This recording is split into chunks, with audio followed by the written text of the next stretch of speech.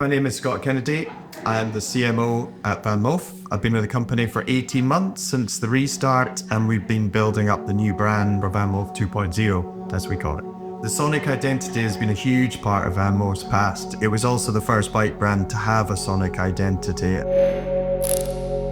For a brand like VanMoof, sound isn't just a feature, it's their voice in the city. I'm Max from THNDR Music, and we partnered with VanMoof to reimagine how their bikes communicate through sound. I'm Jip. I'm the experience designer on the VanMoof team. What that means is that I work on the experience of the bike. What is it like to interact with the bike? How does the bike react? What kind of features does it have? So the relation that a lot of our riders have with the bike is quite a special one. They really love their bikes. And this kind of relation is something that we are always looking to grow and kind of evolve over time. And I think sound plays a very important role in that. But how do you give a bicycle a sound that resonates as VanMoof before you even see it? That's the power of sonic branding. We've been working with VanMoof for years, but this project marks a turning point. It's a bold, fresh start, a complete sonic transformation for the next big chapter. Seven years ago, VanMoof was a young, tech-forward brand that was mostly for early adopters. The sound design reflected that. They were bold, attention-grabbing, sometimes even pushing the speaker to its limits. But that became part of their rebellious character. But brands, like people, grow and evolve. I think what has happened, it got to a stage where it started to become a bit of an annoyance occasionally, or start to interrupt in the city. And we looking to bring it more into the city soundscape, more intuitive, more in keeping with the city sounds. And then it's even more pleasant for people to hear when they're going through the city. It didn't really make sense to kind of stick to the same type of sounds because the whole context around the bike has changed and how people perceive e-bikes or smart bikes. Our process began with research into how these bikes exist in their natural habitat, the city. We looked at this from three angles: the hardware capabilities, the urban environment, and the human response to sound. We discovered something fascinating about the bike's frame. Using white noise and precision measurement, we found specific resonant frequencies, points where the sound wasn't just coming from the speaker, but was amplified by the frame itself.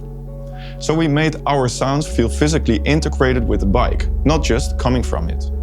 The speaker performs best between 500 Hz and 20 kHz, with particularly strong high-frequency response. This meant that high-pitched transients, those crisp sounds that grab your attention, can cut through urban noise without needing to be uncomfortably loud. But technical specs only tell part of the story. We need to understand how those sounds would perform in the real world. So we rode hundreds of kilometers through busy streets, cozy neighborhoods, and everything in between. Each place taught us something new about a balance between the presence and respect. There is a profound difference between a notification that only you should hear and a bell that needs to be alerting someone at 20 meters ahead of you. For people living in dense urban housing, the last thing you want is your bike making unnecessary noise. Whether you're quietly bringing it into your apartment at night, trying not to wake your neighbors, or even worse, accidentally announcing yourself on an entirely packed ferry. From that foundation, we begin shaping the new sonic identity. We took a month to explore a bunch of different directions, each offering its own take on what the new sonic personality could be. We also got pretty experimental, pushing the speaker with all kinds of sound aesthetics to see what was possible. In total, we created and tested over 400 individual sound variations. Some were wild experiments, just to explore the limits well. With other sounds, we took a more conceptual approach, staying in line with the brand's aesthetics. Our goal was a sound that felt new, but still carried a sense of familiarity.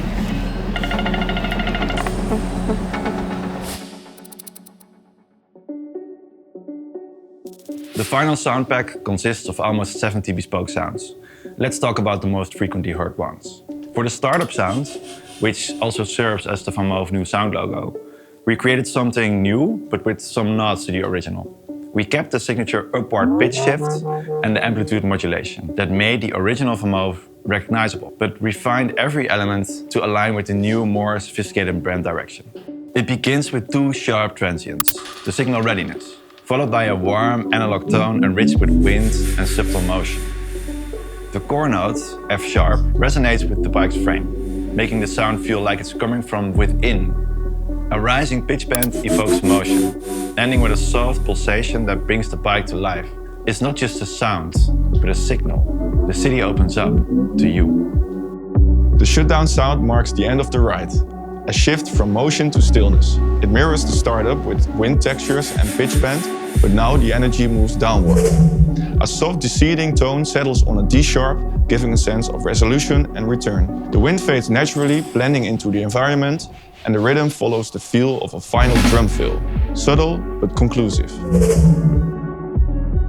For the assist control sounds, we realized there was significant room for improvement in functionality. Traditional tones often get lost in heavy traffic, while transient sounds stand up much better in noisy environments. The assist control's primary function is to give you a clear indication of where you are in the power range, while being consistently audible, serving as an important supporting feature. That's why the peak power sounds features two distinct transients, ensuring you know exactly when you've reached maximum assist, even in the busiest urban settings.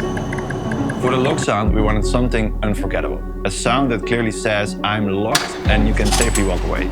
It needed to be attention-grabbing without being irritating. Our solution was to add an anticipation riser that captures the user's attention, followed by two transient sounds that create a feeling of security. Rather than mimicking traditional lock sounds, we moved away from skeuomorphism to give the bike its own distinct voice. For the backup unlock, when you're unlocking the bike with a code, we employ the traditional question-answer signature. The question sound has a rising glide pitch that mimics the intonation of asking a question. This is followed by a single tone that communicates either positive or negative feedback. The new alarm sound perfectly illustrates our approach to spatial awareness. Instead of immediately triggering a loud alarm, we've added a new stage, a gentle I'm here notification when the bike first detects movement. This gives you a chance to realize you've bumped your bike accidentally before building toward the actual alarm. It's respectful to both the owner and everyone nearby.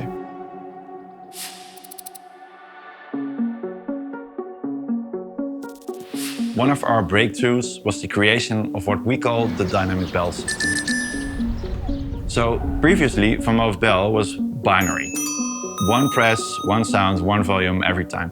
But traffic communication is nuanced. Sometimes you need a gentle excuse me to a pedestrian directly ahead. Other times you need to alert someone at a distance. We took inspiration from mechanical bells, how they respond with subtle variations in sound depending on the way they are touched, making it responsive to how you interact with it. Press, hold and release patterns trigger different sounds, giving it the expressiveness to adapt to a wide range of traffic situations.